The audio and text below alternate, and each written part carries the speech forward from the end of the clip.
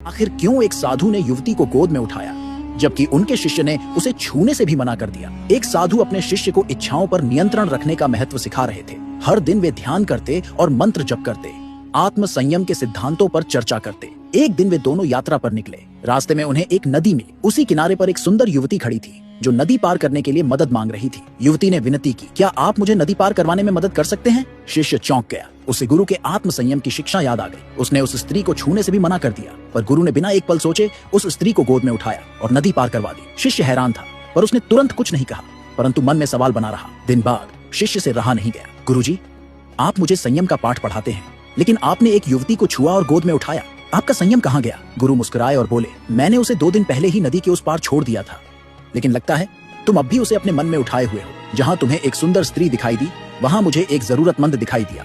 शिष्य को इस वाक्य की गहराई समझ आई। उसी क्षण उसे यह समझ में आया कि संयम का मतलब परिस्थितियों से भागना नहीं, बल्कि उनसे जुड़े बिना जीना है।